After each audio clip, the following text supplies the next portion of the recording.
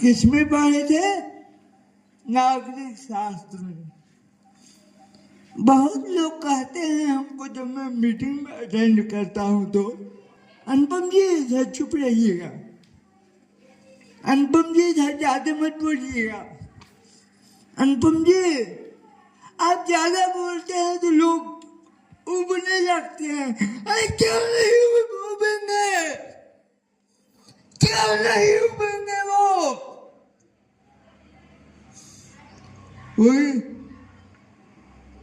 कि उनको क्या मतलब है हम चाहे जैसे जिए।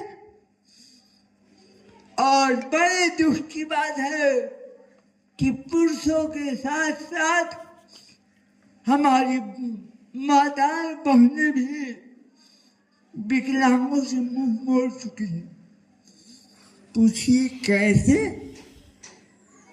मेरे पास तो दिखाने का बहुत कुछ था, लेकिन क्या क्या दिखाएं, किसको दिखाएं? यहाँ तो सब अंधे बैठे हैं। हमारी भारत तो अंधी है, जो हमको अंधा करती है।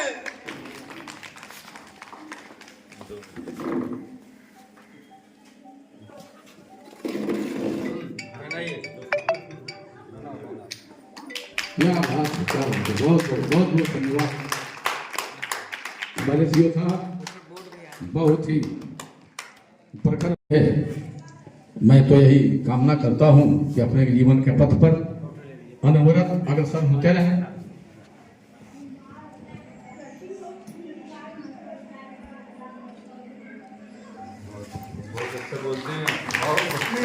बहुत बहुत धन्यवाद भाई अनुपम तिवारी जी, मनीष जी, आपने हमारे न्यायप्रिय पुलिस उपाधीक्षक महोदय आदरणीय अमित कुमार जी का सम्मान किया। अब बच्चियों द्वारा स्वागत गान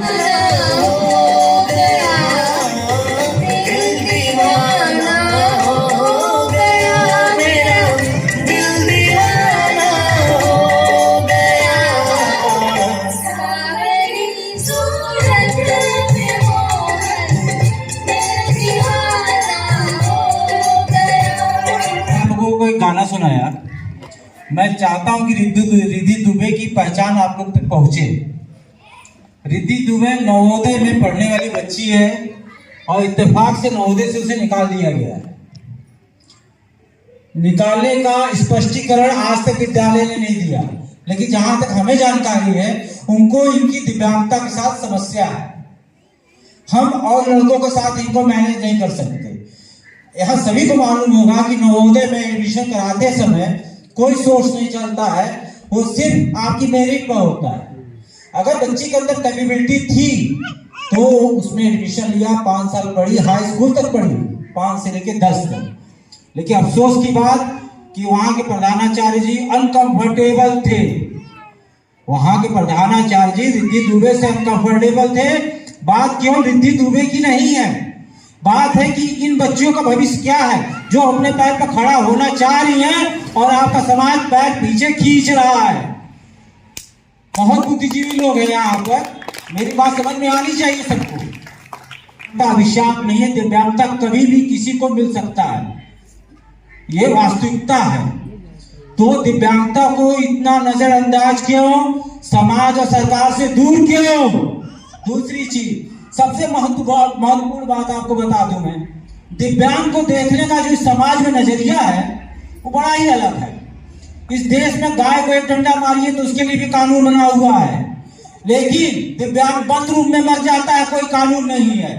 मैं अपने क्षेत्र की बात कर रहा हूं, शुरुआत कई जगह से है। 3% की आबादी हमारी गवर्नमेंट कहती है, दिव्यांगता 3% है। जब मैं अपने क्षेत्र में घुमा तो मुझे 13% दिखे। आज आपके बीच में कुछ ऐसे दिव्यांग बैठे हुए हैं जो प्रमाण पत्र तक अपना नहीं बनवा पाए।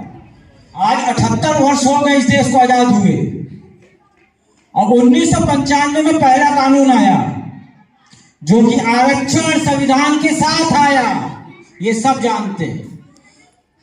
जब आरक्षण आया तो दिव्यांगता 1995 में क्यों आई? क्या वो आरक्षण के लायक नहीं थे? दूसरा सवाल, दूसरा अधिनियम आया 2016 RPWD act, right to person with disability, मतलब दिव्यांगों का अधिकार।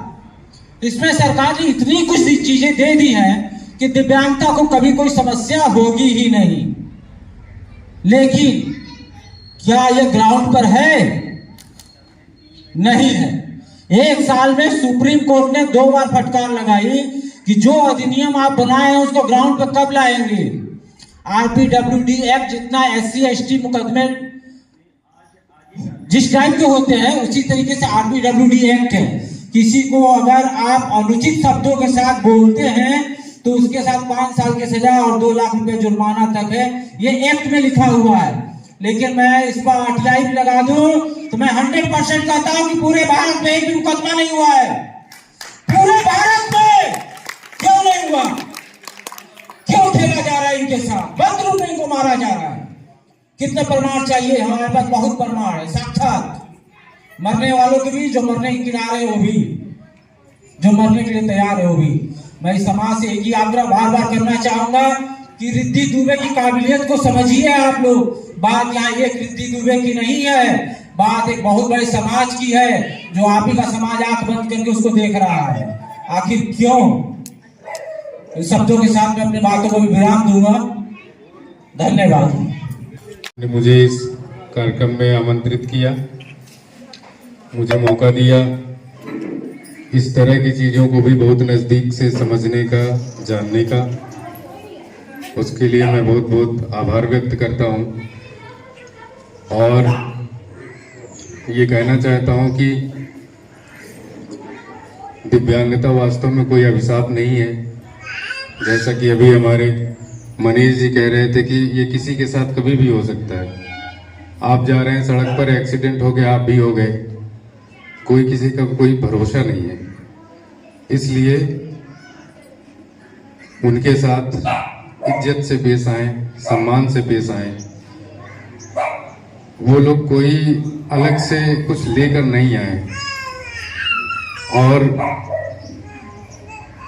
जो कुछ उनके शरीर में है या मन में है या जिस तरह की परिस्थिति में वो है, उसे अगर हम महसूस कर पाते हैं तो वही इंसानियत है और वही हमारा योगदान है। उनके लिए कुछ कर सकते हैं तो वो करिए।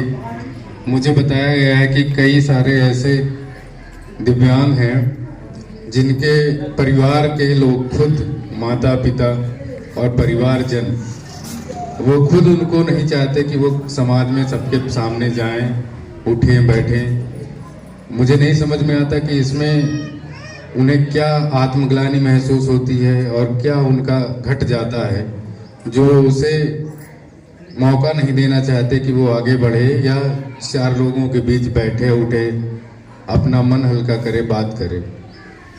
अगर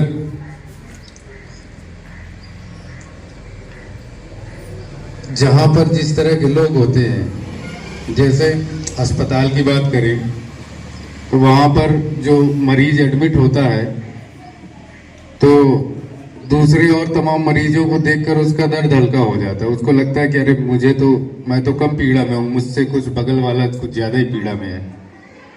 तो ऐसी परिस्थितियाँ सबके साथ होती हैं और अगर सब लोगों को उनको एक मौका मिलता है बैठने का, सारे दिव्यांग लोगों को, तो वो एक दूसरे के साथ मन हल्का करते हैं, बात करते हैं। और वो कोई अभिशाप नहीं है, इसे समझने की ज़रूरत है। जो जैसा है उसको ऊपर वाले ने बनाया है, इस प्रकृति ने बनाया है, विधाता ने बनाया है। मेरा विश्वास है कि इस प्रकृति ने, जिसने हम सबको बनाया है, उसने किसी के साथ अन्याय या बेईमानी नहीं करी है। अगर उसने जो है किसी का कुछ लिया है तो उसे कुछ दिया है। हमें उसे पहचानने की ज़रूरत है। अगर किसी की आंख की रोशनी नहीं है तो आप देखे होंगे कि उसके अंदर संवेदनशीलता बहुत है। उसकी 6वीं इंद्री इतनी तेज होती है कि वो एक बार अगर जिस रास्ते पे चला जाए तो दोबारा अपने आप चला जाएगा। भला हम जा सकते हैं क्या? उसकी उसकी आंख नहीं है, उसको दिखाई नहीं देता, लेकिन अगर एक बार वो एक रास्ते पर चला जाए, उसका इतना तेज है, उसकी छठवीं इंद्रिय या जो भी है, हर आदमी के अंदर कुछ न कुछ विशेष है, चाहे वो कोई भी क्यों ना हो, और हर आदमी के अंदर कुछ न कुछ कमी है, चाहे वो शरीर से पूरा सही सलामत क्यों ना नजर आ रहा हो सकता है वो मानसिक रूप से बहुत परेशान रहता हो सकता है वो अंदर अंदर किसी बीमारी से ग्रसित हो। ऐसा नहीं हो सकता कि सब एकदम सही है। कुछ लोगों की दिखाई देती है और कुछ लोगों की नहीं दिखाई देती, बस यही अंतर है। और सबसे ज्यादा विकलांग तो मैं उनको कहूंगा जो वास्तव में ऐसे बच्चों को अपने परिवार के ऐसे सदस्यों के साथ अच्छा बर्ताव नहीं करते, उनको सबके सामने आने नहीं देते। जैसे कि अभी बता रहे थे कि बंद कमरे में छोड़ दिया जाता है, उन्हें मिलने नहीं दिया जाता। तो वो व्यक्ति जो बंद कमरे में है वो नहीं, उससे ज्यादा तो उसके माँ बाप या भाई या परिवार वाले वही मानसिक रूप से विकलांग है। वो इस चीज को समझ नहीं रहे हैं। इस प्रकृति ने सच में सबको कुछ न कुछ विशेष दिया है।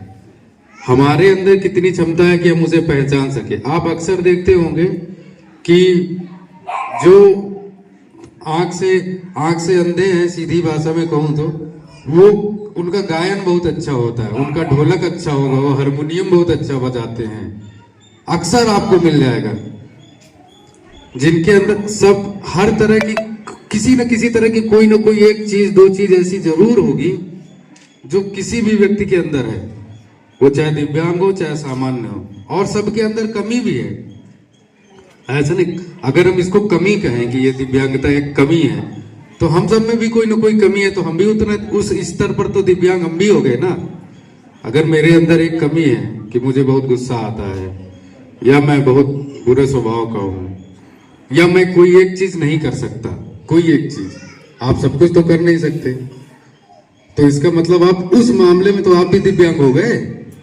आप नहीं कर सकते। जैसे कोई पैर से दिव्यांग है तो वो चल नहीं सकता, ठीक है, लेकिन अगर आपको तैरना नहीं आता तो आप भी तो तैरने के हिसाब से दिव्यांग हो गए, हुए कि नहीं हुए? अगर आपको तैरना नहीं आता तो आप भी दिव्यांग। उसको चलना नहीं आता तो आप उसे दिव्यांग कह रहे हैं। अगर आपको तैरना नहीं आता तो आप भी दिव्यांग हो। आपको गाड़ी चलानी नहीं आती, इसका मतलब आप गाड़ी चलाने को लेकर दिव्यांग है। आप जैसे कोई आदमी अगर देख नहीं सकता या कोई आदमी हाथ से कुछ उठा नहीं सकता, तो एक स्तर पर आप भी दिव्यांग हो गए। इसको अन्यथा मत लीजिए। मैं सबसे अनुरोध करना चाहूंगा कि जैसे हम अपना सुख दुख बांटते हैं चार लोगों के बीच बैठकर उठकर बातचीत करके, वैसे ही इनको भी पूरा मौका दिया जाए। और आपके ये परिवार के सदस्य है, आपकी औलाद है, ईश्वर न करे कल को आप ही के साथ कुछ हो जाए और आप ही न चल पाए या बैठ ना पाए उठ ना पाए, तो क्या करेंगे? तो इसलिए उनका सम्मान करिए, उन्हें जो चीजें आप मदद कर सकते हो वो मदद करिए। उनमें कोई ना कोई ऐसी बात जरूर होगी जिसको बहुत बेहतर कर सकते हैं, चाहे वो गायन कर सके, चाहे वो कोई चीज पढ़ लिख सके, चाहे वो कविताएं कह सके, चाहे वो कोई चीज वाद्य यंत्र बजा सके, कुछ ना कुछ वो जरूर कर सकते हैं अगर उनको, और वो उस पर बहुत ही शिद्दत से करते हैं, पूरे मनोयोग से, क्योंकि उनके पास वही चीज है जिसको वो कर सकते हैं बेहतर। बहुत से ऐसे उदाहरणों से इतिहास भरा पड़ा है। स्टीफन हॉकिंग का नाम सुना होगा। स्टीफन हॉकिंग जो बोल नहीं पाते, उन्होंने विज्ञान में जितने अच्छे रिसर्च किए हैं, इस आकाश गंगाओं को लेकर, ताराओं को लेकर, वो बोल नहीं पाते। उनके मशीन लगी हुई थी कि अगर वो अपनी जबान या अपना जबड़ा हिलाएं तो मशीन समझ जाए कि ये क्या शब्द बोलना चाह रहे हैं। तो वो मशीन बगल में ट्रांसलेट करती थी, उनके यहाँ मशीन लगती थी और बगल में एक कंप्यूटर टाइप का लगा रहता था जो ट्रांसलेट करता था कि ये बोल रहे हैं, ये चीज लिख रहे हैं। वो व्यक्ति अगर उनको ऐसे दिव्यांग मान के छोड़ दिया गया होता तो क्या करते फिर वो? दुनिया बहुत सारे साइंस की चीजों से अधूरी रह जाती, खासकर जो डार्क एनर्जी है, डार्क मैटर है। जब आप साइंस पढ़ोगे तो पता चलेगा कि जितना हम इस संसार के बारे में जानते हैं वो 1% भी नहीं है, बाकी सब डार्क है। उसको उन्होंने खोजने का प्रयास किया। एक ऐसी अवस्था होती है जहां पर कोई प्रकाश भी नहीं काम करता, सब खत्म हो जाता है, उसको ब्लैक होल जिसको कहते हैं। उसको खोजने का प्रयास किया। बहुत बड़ा नाम है। श्रीकांत बोल्ला आंख से दिव्यांग थे, उन्होंने फॉरेन की यूनिवर्सिटी से उन्होंने भी पढ़ाई के लिए बहुत संघर्ष किया।